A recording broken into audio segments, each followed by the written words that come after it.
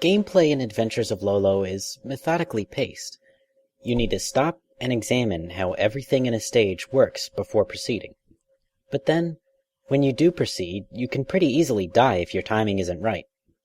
This time, we've got 2 examinations of puzzle pacing aimed at breaking down Adventures of Lolo on different levels. Tonight, on the Commune podcast.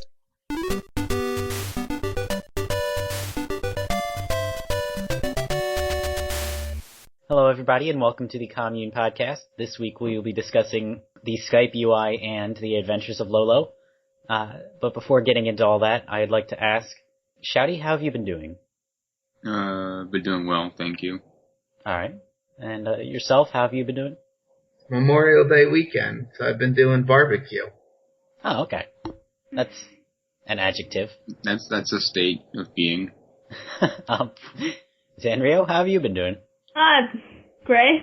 It's vacation, so I've just been slacking off, playing games, drawing comics. It's vacation in Europe? No, that's my school has early vacation, so. Oh, just right. Oh my god. What are you, an idiot? Sometimes. I moonlight. Shouty, what games have you been playing? Just before the podcast, I've been playing Pikmin 3 again. Oh, nice. Is this your second time? Yeah. What spurred you to replay it? I don't know, I just really like the game. It's probably my favorite Wii U game, so I don't know why not to play it again. And it's been a while, too. Okay. Have you learned anything from your replay? Not particularly. Not about myself or the game. So what did you learn that wasn't about yourself or the game? That sometimes the game will pause when unpause after I pause when I set down the gamepad. For no reason. That's a good feature. Now, I wasn't gonna play it before, but now I might. Good. It's one of those Kojima metagaming things. So yourself, what games have you been playing? I actually just started up Mega Man 5, the Game Boy one. So, that has been... Well, there was one crappy level, but then there was actually one really good level, so it's been a mixed bag.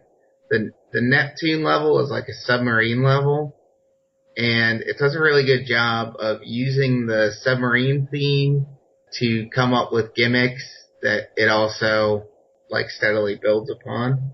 Like, the first gimmick in the level is that the boat rises up and down, but it's not like a superficial thing like that normally is. There are actually enemies that are high up that are hard to attack unless the boat is at, like, the peak of its, rising cycle. And then inside the boat, there are pipes along the walls, and if you accidentally shoot one, steam will come out and make an extra hazard for you. So it's like a combination of Blizzard Man's and Wave Man's stage. I don't know what's in Blizzard Man's stage. Well, he also has a rising and descending submarine that you walk on. Wasn't that Yamato Man? No, that was Blizzard Man. Okay. What is Blizzard Man in? 6. Mega Man 6. Yeah, I don't remember 6 that well. Does anyone? I do. That's where it really dropped off for me. But it's got all the cool robot masters based off of different nations of the world. Yeah, Turban Man. It's the G Gundam Mega Man. Yeah, exactly. And Zanrio, what games have you been playing lately? Recently, got Clonoa på Game Boy Advance. Yes. Manoa is so good. Yeah, now available on the Wii U Virtual Console. Thought I'd check it out, and I like it. It's a fun game. So that's a puzzle game, right? Yeah, platformer with some puzzle elements. Exactly what kind of puzzles does it have? Do you push blocks? Do you gotta, like, take one item to another place? Throwing stuff, or like you can pick up enemies and throw them to jump higher, and sometimes you have to find out where you have to use blocks or enemies or whatever to jump higher to reach the other platform and stuff like that. Yeah, it's all about using enemies to traverse the environment, or like to expand your movement capabilities. Yeah. Okay. That seems like a pretty neat twist. That's some of my favorite moments in Lolo are when you have to play around with egging stuff and then using enemies to block stuff. Yeah, that's fun. And I know it's good when I don't get too annoyed or having to go back and forth a lot. So is that to say, like, you don't get annoyed when you get stuck? No, not like that, but, in many of the puzzles you kind of have to go back and forth a bit. I see. As Like, to solve the puzzle, and... Yeah, the GBA ones are kind of... That's why I didn't like them as much as the console ones. Okay. They make you walk back and forth between rooms to, like, you get a block or something. I think it's because they're dealing with less real estate on screen, basically. Yeah, true. Okay. Yeah. Still, glad to hear. Yeah.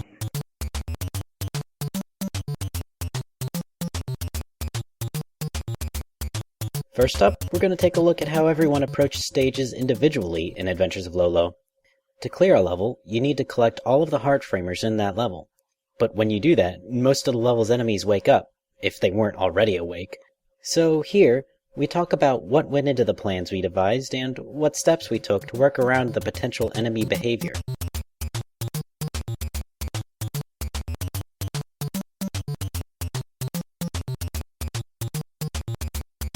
Zanrio, what was the stage where you got stuck and you couldn't figure out what to do? Yeah, let me think, stage 7-4. Okay. What was the solution to 7-4 that, like, you couldn't realize at first? Just... It's really easy to explain. I guess when I had to...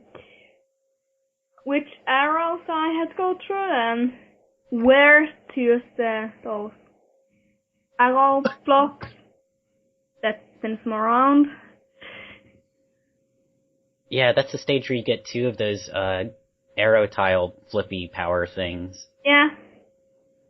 And I just had a hard time finding out where to put them to get the heart. I guess it is like a really cluttered stage, and it's hard to get a general sense of which way the arrows are going to throw you. Yeah. You see, the thing I didn't realize was that when I got the last off, the skull was going to move away so I could get to a block that didn't block my way to the chest. Yeah, that's a stage where you have to plan for the skull waking up. Yeah. Okay. Yourself, what was a stage where you got stuck and you didn't know what to do at first? I got stuck on 6-3. That is a stage that has a green hoppy bunny, and it's like trapped in the corner, and that's an enemy that does its thing regardless of whether you've gotten all the hearts or not. Actually, looking at this stage, all of the enemies will act up whether or not you've gotten all the hearts, so this has nothing to do with whether you've gotten them. So, you have to sort of let it free, and then I knew that there are like Medusas that are trying to, or that block your path to all the hearts and the key, and there's only one block to push in the way of the Medusas to clear your path. So I knew that there had to be some way to get the bunny thing, which stops if it touches you, to stop in front of one of the Medusas. But I really just could not find a way to get it to trail me into the correct path, because there's only like a one block path that you need to get it into. So in the end, it turned out that I had forgotten, one, that the green stuff that you can walk into, or grass I guess it is, the bunny won't follow you there, so you had to stand there. And then beyond that, you have to figure out that the bunny is smart enough to find the block closest to you to stand on. So you have to stand in the grass next to the place where you want it to go, and it will follow to that location. So that's a puzzle that, like, has no precedent in the game. So I did not solve that at all. That was the only one that I actually went and looked up because I was just tired of trying to figure it out. When you say that has no precedent in the game, you mean how you got the bunny to follow you around the grass and piecing together that sequence of events? Actually, a lot of things in that puzzle have no precedent. Trying to get the bunny to stop in a specific spot doesn't. Well, I guess that's sort of related to an earlier puzzle where you have to, or you can get them to stop out of the way, but trying to get it to stop in the way of something is new. And yeah, trying to get it to follow to a specific location or based on where you are in the grass, is something that you have to learn about the behavior from this stage. It is worth noting that the grass, it comes up pretty rarely in the game in general, and the only other time before that stage that it actually blocks an enemy is on the second floor. It's armadillos, isn't it? Yeah, it's the armadillo guy on 2-5. So you're several floors away, and you have this really complicated enemy to deal with, and then, like, they bring up grass out of nowhere. Technically, you should have all of the pieces in place, but they're not introduced with any sense of order or grace towards the player. So it's easy to see how someone would be able to forget just one of those things and then be stuck forever on that puzzle. What it comes down to, though, is they do give you really enough to deduce that you need to use the enemy to block the Medusa. You can pretty quickly figure out there is a second block, but you're not going to get the second block into the right location. So you can figure out that you need to get the enemy to move there. So I think from that, even not knowing what the grass is, given an infinite amount of patience, the player probably could experiment enough that they would figure that out on their own. Yeah, the player is pretty confident with Medusa behavior, and blocks are pretty self-explanatory. Just leaving the player with the question mark of the bunny guy to play around with. So, right, basically they just have to play the stage over and over again until they figure out what the hell is the deal with this bunny, and they can probably rediscover what the grass does even if they don't know what that is. And if they can do that, then from there they can deduce the extra behavior that the bunny will move to the closest block to you if you're in a safe zone. Actually, regarding that last point, one neat aspect is that enemies are pretty good at tracking you.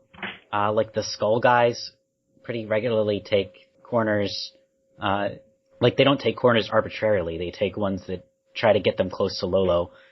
So in general, the game has a neat sort of pathfinding thing going on based on how enemies see Lolo or where they think he might be. It's neat to play around with that, and then it's weird to have that juxtaposed against, like, Medusas that do nothing but kill you if you walk right in their path.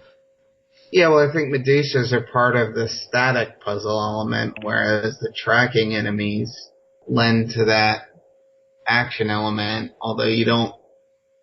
It's not common that you actually have to deal with the action, but in a level like 2-5, you can use the action element to get away from the skulls. Yeah. That's where the smarter enemies come into play, where you have to observe their behaviors. Okay. I think we got that buttoned up. Shouty, what was the stage where you got stuck and you didn't know what to do at first? What to do at first, or what to do at all? Well, I'm assuming you have beaten this stage, so you eventually figured out what to do. No, I looked it up. Oh, okay, so what was that stage? 5-3. 5-3, and what got you stuck on 5-3? I just couldn't figure out what to do in what order, because there are all those snakies on the left side of the wall. And it's like, I felt kind of distracted and disoriented by all these different things.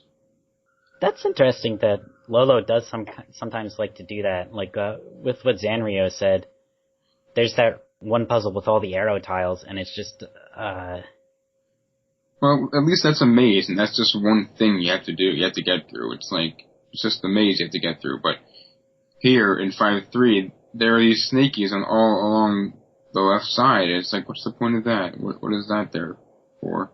Yeah, this is like one of the really like flashy puzzles that ends up having a pretty simple solution. Yeah, that's what I thought. Like, you just have to repeat the same thing over and over again to get rid of them. That's how they get you, I guess, that there are infinite variations of what you can do, but actually you just take a really simple approach to it. What is it? You just get the heart and then kill the snake, and then get the next heart and then kill the next snake. Yeah. It's like you do the simplest thing possible. Yeah, but then what I had issue with was trying to get enough hearts so I can egg the skulls so they don't get me. I don't think you have to egg the skulls, do you? Well, they'll trap you if you don't. They'll corner you in before you can get the treasure chest. Isn't there a way to trap them with the block? No, because you gotta get... that has to be clear. If you trap them with a block, you'll be blocked in yourself. No, but you leave the heart in the middle to last. If you look at where the chest is, you leave the heart directly to the left of the chest for last. oh, wow. Yeah, I never... What? You can do that. Oh, God. That's crazy. What about that snaky there? You should have enough eggs to move him out of the way. Alright. Yeah, because if you have enough egg shots to egg the skulls, then if you don't egg the skulls, you will have enough to take care of the snakies. Oh, yeah. My rule is pretty much never egg skulls. Like, that's like an extreme last resort. The game almost always gives you a way not to have to do that. Play Eggerland then. Wait, was that Eggerman or Eggerland? I have an extreme amount of respect for skulls, and I would never do something like that. You wouldn't desecrate... Exactly. You wouldn't desecrate a dead body like that. It's sort of a birth and death thing, isn't it, there? Putting a skull in an egg. Oh, God. Oh, no. Yeah, it is. It makes it even more vile. And Wario fan, what was a puzzle where you got stuck and you didn't know what to do? 4-5. But that's the symmetrical one with the pink dinos lined up in the middle there. There's snakies on the corners. Oh, yeah. Medusas up top. My problem was that I was going about everything in the wrong order of operations here. See, I was, trying to go get the one in the upper right corner, and then just sort of arrange it so I can safely pass over to the upper left corner, and then try to arrange it so that I could get the middle one and go back down while doing that trick where you just trick the dinosaurs to do the fire, but also escaping so you can just run past it. See, my problem was I saved the middle one for last, but when I could have just gotten it in the middle and saved me the trouble. Okay, so it was, the symmetry got you to thinking, oh, I want to do the middle part last, but... Right.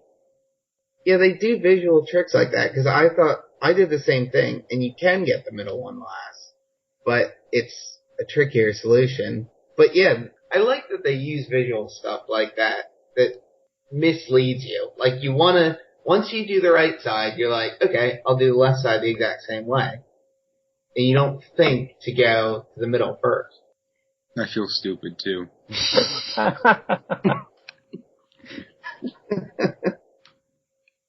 Symmetry in general is one of this game's neat tricks, where sometimes you'll need to do the same thing on both sides. Sometimes just doing it on one side is fine, and you can do it on the other, but you don't need to. And then sometimes, like with 4-5, doing it symmetrically is actually kind of bad for you. Or it requires more effort. Yeah, it does. Requires more precision. Yeah. Okay, so on to the next question. Sanrio, I was wondering if there were any stages where You had trouble completing the stage, but you knew exactly what you had to do. Yes, stage 9-3. Alright. And, what got you stuck there? Well, one of sleeping enemies kept falling asleep, where it will block me from clearing the level. Otherwise I knew exactly what I had to do, where I had to go and everything, but that part stopped me. Yeah, outrunning those guys is super stressful. Yeah, I actually wanted to bring up 9-3 for that same reason, that it's really easy just to mess up tricking those guys into the right place, and then they're asleep in the middle of the floor and you can't get a heart framer now. Yeah. Did you find any tricks in general for helping you to deal with them, or was it just straight up practice walking around them? Yeah, just practice. I didn't have difficulty with this stage. I just went on the grass and waited for them to come. Oh, you have to get to the grass first, though. Yeah, that's Which grass? I talking about the one on the. I talking about the long spread on the left, or that little tiny tile on the right. Yeah, the one on the left. Yeah, you just go down and get the heart frame and then go back up. Yeah, that's what I did. And then you gotta get one of them in front of the goal, and in the upper right corner. Yeah, that's exactly what I did. Yeah, and then you beat the level. You make it sound easy. This is one of the easiest later stages I've had to deal with. Well, it kept blocking that part to the right, in the middle-ish. Yeah. Yeah. Alright, fair enough. 9-1 was a lot easier. The one where you just had to outrun the Alma. Yeah. That one's a little tricky because you only get the 2-tile window there. You just gotta lure it on that loop. Yeah. And go around it and then do it again. It's really easy. I thought the rest of the stages were going to be this easy towards the end. But then they give you something like 9-5 where I have to like push things half tile length. And that's just, I don't know what that is. That's too meta for me. I don't know how I feel about the half tile thing. Did anyone have any feelings on it? In general? In general. Well, yes, a lot of times I got stuck or got killed or stuff because I essentially moved half tile instead of whole tile. Yeah, that was real annoying. It definitely made walking harder. Like, it kind of, this is like stupid speculation, but they could have had their cake and eaten it too if they just added like a run button where you walk full tiles. But yeah, for the action it was annoying, but I did like it for the puzzles. It was one of those elements that made you think outside the box because it's not directly visually telegraphed ever. You have to parse the level to a degree beyond the immediate grid that you're looking at. So I kind of like that. Yeah, I like with using those few puzzles, but otherwise it was just annoying. So yeah, as nice as it is for the puzzles, it did come up a lot more with the action because it's always there. Yeah. Yeah. All right, Shouty, what was a stage where you knew exactly what you needed to do, but you had trouble doing it? Or was there not such a stage? Yeah, that's a lot harder to remember. Especially if the action came easier to you than to some of us. It's usually that the action, not the hardest part of this game, I found. I've got one if you want to think, Shouty, for a second. Yeah, go ahead. Thank you. 7-2 for me, because I thought this was a good example, because it's not one where I was actually having trouble running away from stuff. I just kept, rashly doing it wrong. Where this one may have multiple solutions, because there are definitely a lot of boxes there, but the way I was doing it was using those 3 boxes at the beginning and moving them, a little bit at a time to give myself cover from the Dawn Medusas that move up and down the left and right side of the level, so that I could get closer to the Medusa in the middle, and then move the boxes up to where I wanted them to. I don't know. I think block the right side of the Medusa, and then maybe the dragon or something. I don't remember exactly. Oh, I had to move one over to block the Dawn Medusa as well. But yeah, that one was one where you had to make a lot of gradual movements while going back into cover. So it's your stealth stage, so to speak. And it was just kind of a pain. I probably got killed on that one more than any other stage. Yeah, that, like with any regular Medusa or one of the dragons, you can put a block in one place and then you don't have to worry, but a Dawn Medusa is a forever shifting challenge. What I'm having trouble with, though, is, like, I don't even know how you did that, because I just trapped the Dawn Medusas in their corners at the bottom. Oh.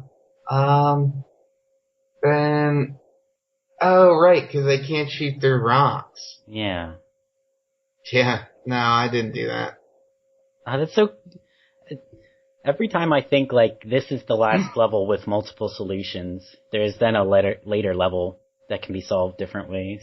No, I went and got the hearts right away, and then I moved the right block all the way to the right and trapped the Dawn Medusa upwards. I pushed it all the way up. Ah. And then I moved the middle block, like I used the middle and left block to give me cover from the left Dawn Medusa. I moved them a little bit at a time and like ran backwards if I needed to. So obviously I was just missing a really obvious solution because I was using those rocks for cover, but not thinking to trap them there.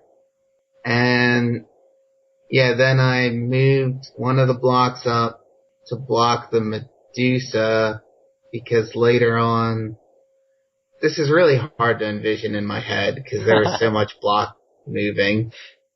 He's one of the blocks to block the Medusa. The little gray guy just wandered around the whole time and never got close to me. I honestly, I had a hard time figuring out what their movement pattern is because sometimes he would even stop right next to me without attacking me. So, just as an aside before you go on, Shaddy, do you know their behavior in specific? Oh. I know that they'll only charge up and down vertically. Right. If they see you.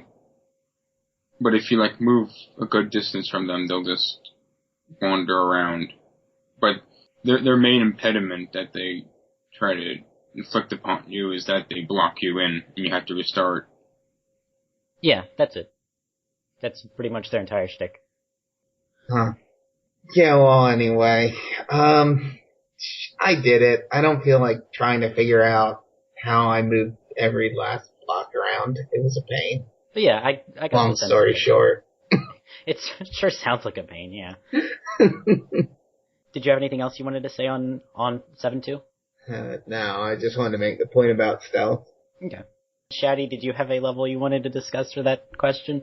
No, I think the action came onto me quite easily in this game, because you could always block the Dawn Medusas no matter what. Okay. You could always get them out of the picture, if you knew how. There's always a way to make them trivial. Yeah. This isn't Eggerland. Oh god, this definitely is not Eggerland. And I played through quite a bit of levels from Eggerland, and there are levels that require you to be agile. So, next question. I was wondering, Wario fan, when you start up a stage and you see all the level elements before you, and you try to start piecing together a solution, what are some just general steps you take in trying to figure out the first thing you're going to do? Just be careful where I step. Because I don't want to, put a box in the corner or something and realize, oh crap, I needed that. There's no undo button, so yeah, you have to make sure every step counts. But there is a kill button. Yeah, there is. really makes evident how trivial the live system is. I'm very concerned for Lolo. I don't want to see the poor guy commit suicide, just for not solving a puzzle here, I don't know, it looks kind of funny. I kind of wonder how he does it when he does it. That's what I was like. Yeah. Is he taking a cyanide pill?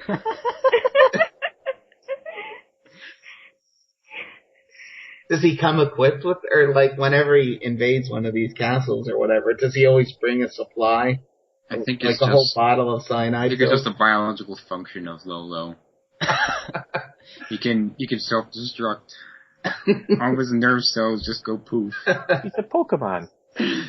That's like the, Yeah, exactly. He's Voltorb. he is round, so it's pretty much a Voltorb with limbs. An evolution of Voltorb, as it were. Electrolo. Is that to say, Wario fan, that you didn't have much use for experimentation? I think, I'm kind of the mindset where I really want to know the answer. I really want to know that I can know the answer, the solution, really quickly. And I get kind of frustrated easily if I don't. So, I mean, like I said on 4 or 5, the symmetrical throne room, that was really cheesing me off that I couldn't solve it the way I wanted to, and then I found out, there's an alternate solution. I did not realize I could do that. So it took you a while to get to the place where you were experimenting? Yeah. Okay. Shouty, what steps do you take when you plan out how to attack a stage? I try to determine where I won't die. Okay. Like, I try to get as many heart frames as I can without dying. Or try to determine getting which ones last will lead me to my death if there's a nearby skull or goal. So part of this is envisioning enemy behavior before they can do anything? Mm-hmm. I found myself doing that a lot with Medusas, just because it's really easy just to put a cross over the screen where a Medusa is, and picture that as the death space. Yeah, but Medusas you can obstruct. Yeah. Yeah, so a truncated cross doesn't have to cover the whole screen. So, Shouty, I was wondering, piggybacking off that question, what use did you make of experimentation? I don't like experimentation. Trial and error bores me, but I guess most of the time it makes itself evident, so I didn't think I needed that much experimentation to solve most of these puzzles, unless I got stumped. Yeah, when you get stumped, experimentation is the only way you're going to find out that, snakies respawn in their old spot. Just by being bored and deciding to kill one. Yeah. I think I'll just lay myself a new egg and become born again. Sanrio? Oh, yeah. Wait. Go ahead. Hello? No, go on, Shouty. Oh, I was just gonna say I'd sooner ponder why there are these slug-like creatures called snakies than experiment with anything in the stage. They're snake-like. They're snaky. But they're more like slugs. They're not snakes. They're snaky. Snake-esque. They're more like slugs. Why aren't they called sluggies? It's an adjective. No, they are slugs, but they're snaky slugs. That's racist. So, Zanrio, Yes. what steps did you take when you were planning out how to approach a stage? Well, I guess most of the time I just try to quickly look over the stage, trying to figure out what I could do and where I could go safely and how I could block the enemies. I see. So you would look at stuff like blocks you could push into Medusa's ways and stuff like that. Yeah. Figuring out where you could take an advantage. And also what hops I could get from the start. Okay. And what use did you make of experimentation? Yeah, and when I got stuck, then that's the only thing I could try. Plus, while I did look around the stage, I didn't always like plan off the whole route I would also. So I guess I tried experimenting a bit with what to do and which order to do things in.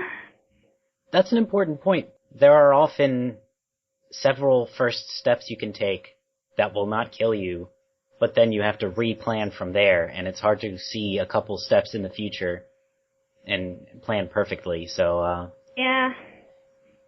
it's kind of like you have to stop and re-plan every couple of steps. Okay. Yourself, what steps did you take when you were planning out how to approach a stage? As Shouty mentioned, typically the first thing I looked at was what heart I'm going to get last. That was usually the key element in my strategy, because that was always going to be the least flexible aspect of the stage. So working back from there, basically working them backwards, I found that I could get from, the least flexible part of the design to the most open-ended. So if I saw, that there was a heart right next to a skull, I would know that, rule that out as the last one. But just by process of elimination, figure out which one to get last.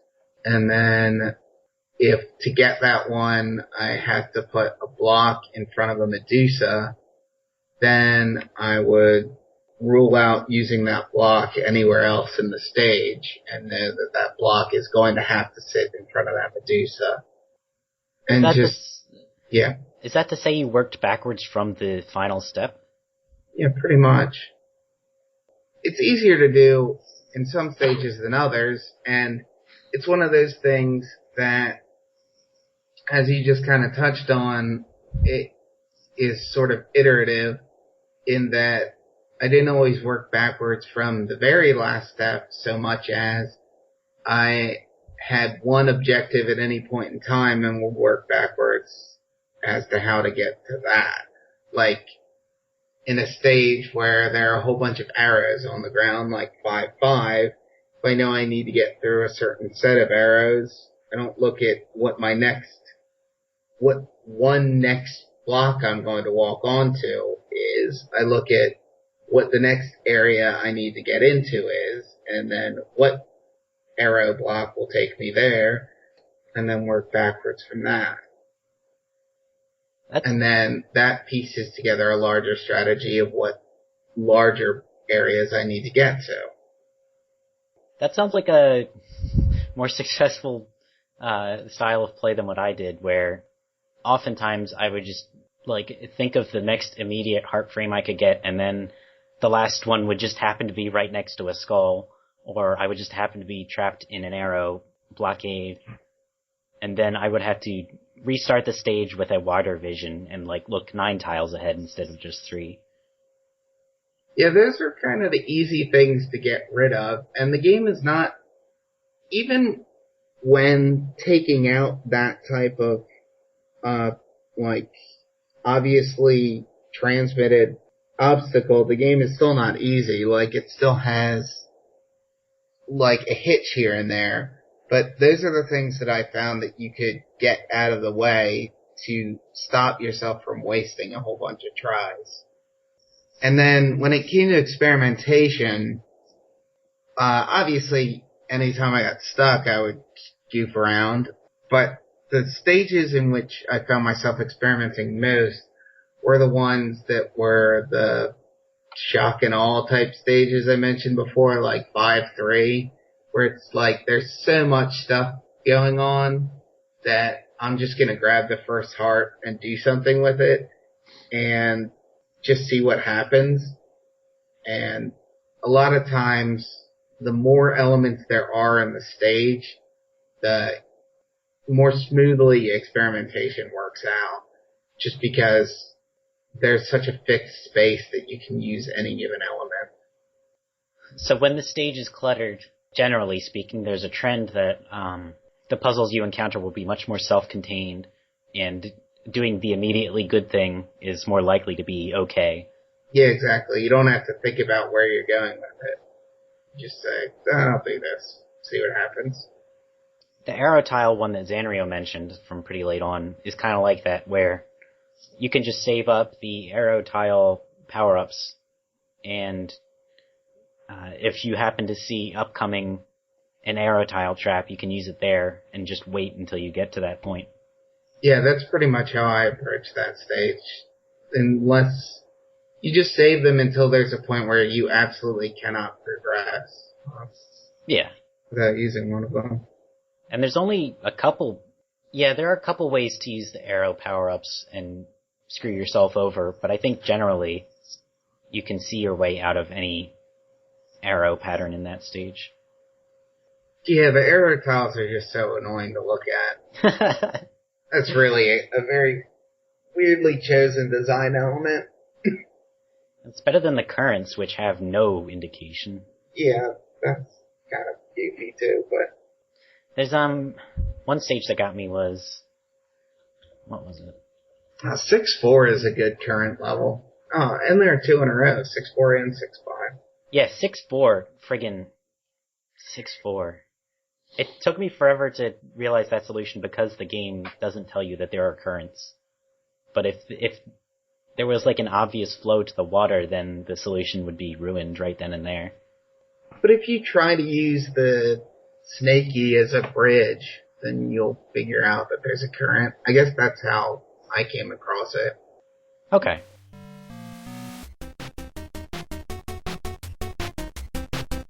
Next, a look at progression through the entirety of Adventures of Lolo. How do you get from one stage to the next? Dev.Mag had this interesting series of articles on puzzles, and they brought in a bunch of different puzzle game designers. And there's this one guy, Ted Lauterbach, who developed this game called Sutef. It's fetus backwards, and it's actually pretty gross. Oh. I suggest no one watch any video of it because it's super gross. I'm watching. What is it, like Super Meat Boy? Yeah, it's like Super Meat Boy, actually. No, it's like Ocarina of Time. He's got a grappling hook. Yeah, that's one of the main gimmicks. And Dev.Mag says, what process do you follow to design puzzles? And Ted has a bunch of interesting things to say on how he constructs levels. But one point in specific I thought was interesting, especially in respect with Lolo, was he says, my puzzle design is always dictated by the mechanics. I'll develop a gameplay mechanic, such as a grappling hook. After 1 or 2 puzzles that have introduced the player to the mechanic, the next step is combining the mechanic with old mechanics. You use the grappling hook to pull and manipulate boxes, which until now the player could only push.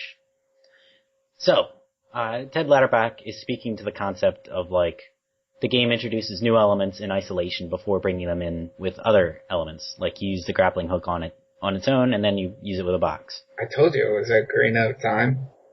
I guess that is Ocarina of Time. So, does Adventures of Lolo do this? Yeah, it does. Yeah, I'd say so. So what was a mechanic that Adventures of Lolo introduced by its lonesome before using it along? Enemies? Everything. Currents. The game elements are kind of limited in Lolo, so kind of has to put them together to make new stuff. Actually, not a lot of things are introduced in isolation, are they? No, I was just looking over that this morning. Most of the levels have a bunch of junk in them. Like, Lolo's too simple to introduce one element at a time, I feel like. Yeah. Well, I'm not sure it's too simple, but that's just not the direction they went. Like, they never tried to hit you with a level that's just 9,000 skulls. There's the, well, I mean, like 9-3 or whatever has a whole bunch of sleepers, but... I think one of the easiest levels for talking about this is 2-3, the level that introduces the Don Medusa, and it's there along with blocks. And you've used blocks before, so it's pretty evident how to use them in relation to the Don Medusa. But you could also just have a level that's just a Dawn Medusa going back and forth, and you have to get out of its way. Yeah, so there's always going to be emerald framers around. The thing is, you can, I don't know, the extent to which you consider an element in isolation is determined by what you consider the base elements of the game, I guess. Because if you really wanted to get down to it, well, Dawn Medusa being introduced in isolation would be an empty level with just a Dawn Medusa. Yeah, okay. You have heart framers here and you have cover. So, I don't know, are boxes an extra element? That's pretty... Well, I think not the boxes, but anything... I think every level has something you can push. You know what threw me off about this level? What 2, 3? I did not think that you could walk on the treasure tile before it was open. Oh. Can you walk on it after it's open? What? Can you walk on it after it's open? Well, yeah. How else do you get the key? You asked for it nicely. So I thought that the boxes there were just stuck in the corner there just for, decoration or whatever. So I was, running around so hard trying to get those heart framers before Don could catch me, but... Don. Well, it can't catch you. If it sees you, it will kill you. I noticed. I was hoping maybe I could, just sort of casually grab the heart framer as, he waddles off to the other side of the screen, but clearly... Well, if you're in its line of sight. I would say that, I would go as far as to say this is not an isolation, not because of whether or not we want to try to say that the boxes are a fundamental element of the game or not, but because you can complete this level without learning how Dawn Medusas work. Well, like, a key element of how Dawn Medusas work versus, for instance, how dragons work is that you can't dodge their projectile attack. Like, if you get caught in its line of fire, you automatically die. Not to mention that it shoots stuff. If you block it with the 2 blocks just because, hey, it's an enemy moving back and forth, and then go ahead and collect the hearts, you not only won't learn that it shoots, you won't even learn that it holds you still when it shoots either. Yeah. So I would say that doesn't count as isolation at all. That's weird, though, because... I would say Ted Verbinski wouldn't like this level, and he would give it a 0. As a puzzle. 0 puzzles out of Jigsaw. But that's troublesome, because you can't... Then, what you're saying is that you need to force the player to die to learn what the Dawn Medusa does. And that's true, but also, lots of people don't like that when that happens in games. Or in real life. Or in real life, yeah. Yeah, alright. That's why this is a personal point, but if I was designing a game like this, I'd use decoys, and it'd be like a target practice for the enemies, and you get to see what happens when you get hit without dying. So you'd have like a cardboard cutout of Lolo set up at the bottom, and have the Dawn Medusa shoot it? Yeah, or like a moving cardboard cutout, because then you'd have to demonstrate that it holds Lolo still before it kills it. Okay. Yeah, that's a much better idea than the things where you have to get killed to see what it does. Okay. Actually, to that point, Ted Lauterbach says, or one of the points he made was that sometimes he had ghosts in levels to show off how certain things worked. Which is the idea of the moving cardboard cutout. Unbelievable. But isn't that kind of like a tutorial, other than a... Well, I guess... That's definitely a tutorial, isn't it? Yeah. The word tutorial is thrown around so much, I don't know exactly what it is. It's just like a way to learn a thing, I guess. Isn't that what a tutorial is? Something that you don't... Or something that teaches you something? Yeah. Alright, well... But what if it teaches you by design? I'm happy with that. Doesn't that, like... Well, I mean, if something teaches you by design, doesn't that kind of make it above a tutorial? Oh, like the King tutorial? Or like a John good... tutorial. A really... a well-designed tutorial. Or it just speaks to a better designed game, really. Yeah, well, tutorial, I guess, is something that, is, outside of that framework, I guess, but I don't know. We have to get into a complicated discussion for this, so Yeah. maybe this isn't the time. Yeah. So, Wario fan, I was wondering, do you think that it's necessary for games to introduce elements in isolation, or do you think it's possible for a game to still be fun and engaging while introducing multiple concepts at once? You mean like how this guy put it, where he had you push blocks before, and then he said, "Oh, now you can grapple the blocks," versus where if you didn't push any blocks, you got the grappling hook and you came across a block and you could push or grapple it? Yeah, if they had introduced the grappling hook and the block pushing in the same puzzle. I think it's a bigger help if it's arranged the simpler way, the I guess linear way, the first way. Yeah, where you introduce just one thing at a time. Oh yeah. But I'm sure there are games that get away with introducing a ton of elements at once and still end up being fun. Although I can't think of any right now. But I don't know. Don't those?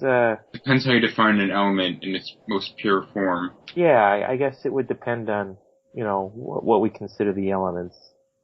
I know personally in RPGs, there tends to be a lot from the get-go, and I instantly feel like I'm drowning in a lot of options, and then I just never get anywhere. I consider the rule for action games that if you don't introduce two things at once, then the game is boring. Oh, so have you seen such an action game that was boring? Yeah, sure, lots of action games are boring. I mean, just like one off the top of your head. Let's see. Shatterhand. Oh, man. Shatterhand is really, strict on having one enemy at a time, or one type of enemy at a time. Yeah, And, that is... by the time you get any option or anything like that, you've already been introduced to any enemies that you're going to use it on. And there aren't platforming, or if there are platforming elements, they're always used with the enemies you've already been introduced to, I think. There are probably exceptions to it, but generally speaking, it's a one-at-a-time game. Yeah. Why is it so difficult? Is it difficult? Did you beat it? I didn't beat the last level because it was lame, but it's difficult. I mean, it's not difficult to figure out how to beat the last level. It was one of those things where there were lots of really strict one pixel jumps and stuff you had to make. That one jump with the fence over the... Yeah, exactly. There was lots of stuff like that. How many tiles down am I from the ceiling? Let's count the bricks. I think, personally I thought Shatterhand got away with it because the enemies there were a couple of complicated enemies where I didn't mind that, but I certainly see where you're going with that, yeah. Shouty, do you think that it's necessary for games to introduce elements in isolation? Is it necessary? Well, necessary for what? Like, if a game introduces two elements at once, do you think that's fair? What is fair? How do you define fairness in a one-player game? I see. So, what's the frustration threshold of the average player? I just mean personally for you. Oh, all right. No, I think I would get the hang of things and still and still be entertained by a game, even if it throws all these elements at me, depending on the context. You'd be up for the challenge? Yeah. Depending? Okay. I think I could parse things. I am of that skill level, personally. Did anyone else have any thoughts regarding that quote? No. I was really expecting something more Freudian than this. Freudian? Oh, because fetus? Yeah. I'm sorry to have disappointed. Yeah. I'm sure Ted is too. I mean Theodore. I don't think Ted's a very good name for the record. So you don't like the name of like the place where they hold all those conferences? Oh, I certainly don't. I'm certainly not a fan of TED Talks, if that's what you're asking me. Yeah. I guess It it is worth noting that he's saying this in relation to puzzle games, and Yeah, I know. I think that's the difference. I think there is a distinction there that, like, with puzzle games introducing two things at once may be too much. It's hard to say.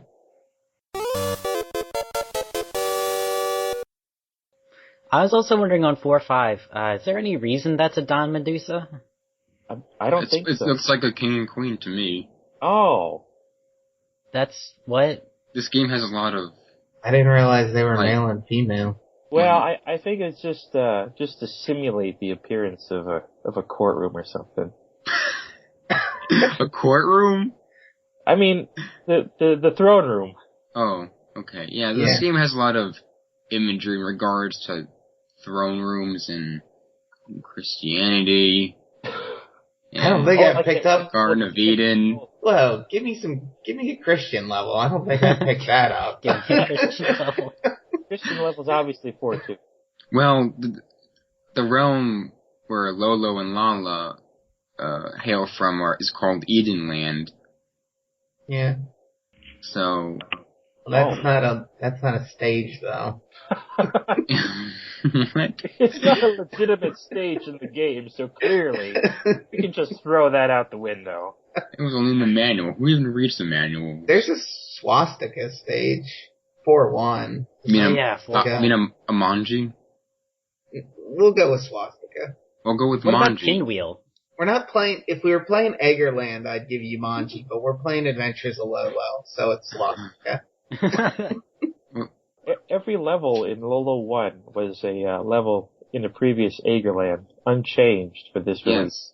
Yes. That's what they did, because they were lazy. There are like over 100 levels in Eggerland. Also, it's like the, we get the, like, choice cut. Oh, that's cool. The director's cut. They cut out all the really bad trial and error water levels. I'm just looking back through all the levels for patterns that I didn't see before. Patterns like, symbols? Yeah, symbols. 5 ones an hourglass. Are you gonna write a dissertation on this? Sorry? Are you gonna write a dissertation on this? Yeah, I am. I already have. It's a bit late to be researching it then. I just winged it the first time. 4-2 is shaped like Lolo. I thought it was a skull, but yeah, you're right, it is Lolo. Yeah, me too. I thought it was a skull as well, but, you know... A skull with headphones. Yeah, like the green eyes threw me off. They should have just made it into quicksand and made the solution more difficult. Oh, God. Yeah, there's an occurrence of grass that matters a whole lot. Yeah, that really should just be brick. That's distracting. I think it's just supposed to simulate, the deserted islands, Deserted islands don't have grass. A deserted island in the middle of a castle. Yeah, that would have grass, he's right. Although, should we be concerned that King Aegir has a floor shaped like his enemy here? I designed this after you. Well, maybe it's shaped like Lala. Yeah. I don't know. And he just couldn't find any pink tiles. Well, I can't find any. I mean, he could fill it with Don Medusas. And then like Lala. Come on.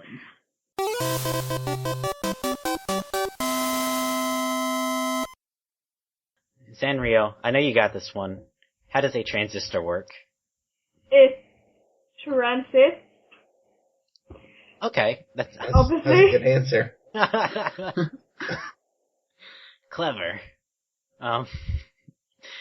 Wario fan, how does a transistor work? I imagine it works very much like a bastion.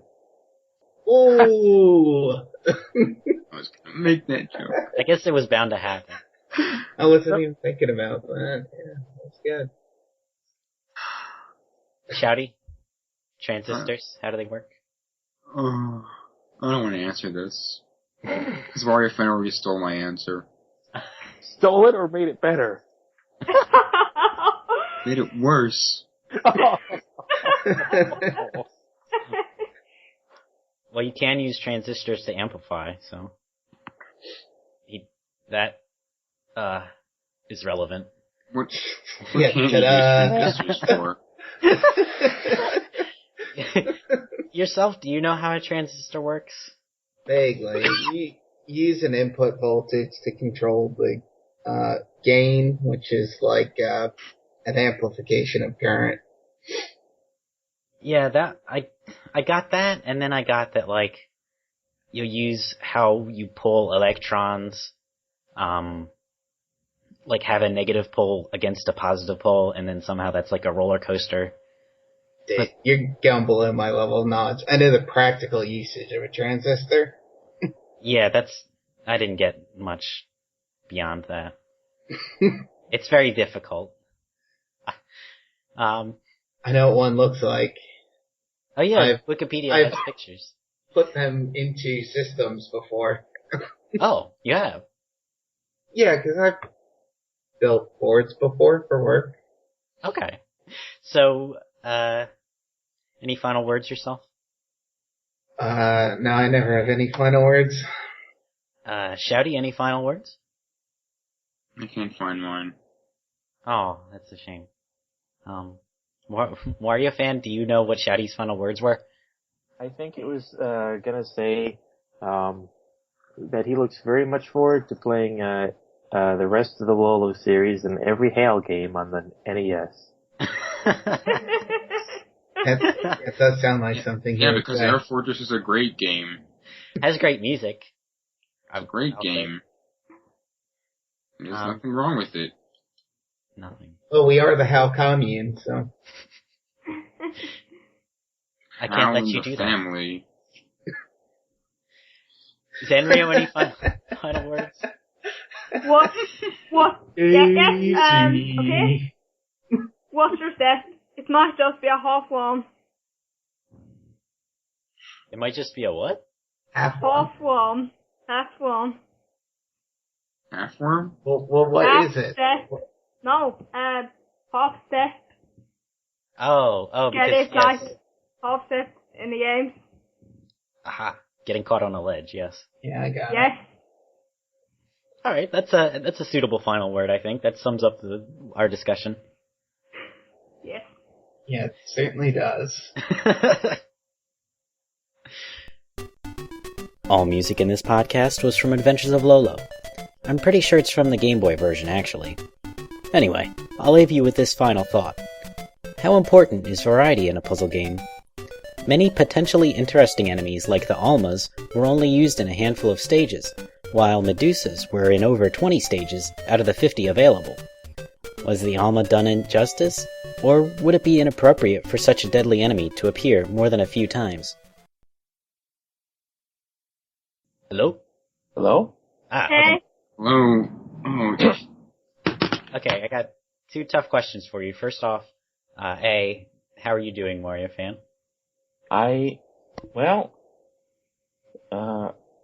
Gosh.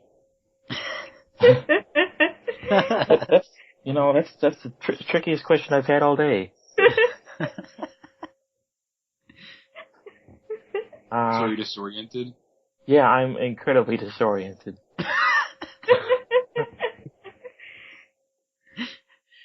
Your mic quality sounds better than usual. That's so odd. Why It's would like that I'm in the room with Wario, fam. But you are. I'm looking at you. Face to face. Inches away. And, what games have you played recently? I know this one. I know the answer to this one. It's Donkey Kong. Oh, wait, was it Returns or Tropical Freeze? Tropical Freeze. Okay. How far are you? I am on World 6. Finally. What make you of it? I like how pretty it is. And I like how Game Boy Retro is pretty. What? A game by Retro is pretty? I know, it's stunning. A first for Retro. Oh god. They've been doing nothing but making Nintendo 64 graphics. Metroid Prime.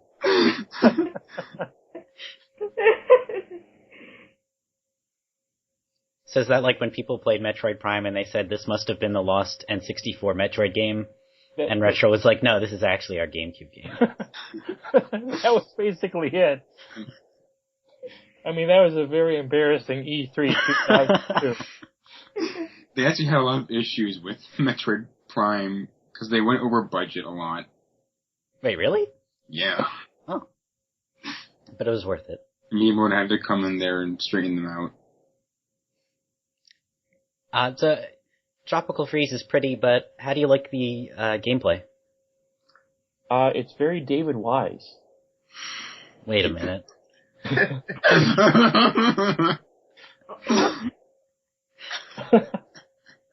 I'm using that as a factor now. This isn't a rhythm game. Where is it? I'm pretty sure it is. I only moved in time to Sticker Bush Symphony. Yeah, and whenever you hear those screechy pan flutes, you just die. Or I roll, you know. That's... My ears die a little bit. I thought that was Jungle Beat. Oh well. Yeah. No, but for serious, it's really fluid, and I like that. All right. I like how Donkey Kong moves like a frightened zoo animal whenever you try to get him to run. You mean like how he starts up? Yeah. Or like how he stops. And how he turns back and forth. His animation is very lively, yes. Well, I mean, to be honest, I mean, he did just get blown away, 5 islands away from his home, so, I'm sure he's a little scared. That can't be the worst thing that's happened to Donkey Kong. Let's be realistic. Doesn't he, go into outer space at the end of Returns? Oh, yeah. Or he goes very high up, at least. You've basically ruined the game for everybody who hasn't played it. So when Supeg listens to this, he's going to be very upset.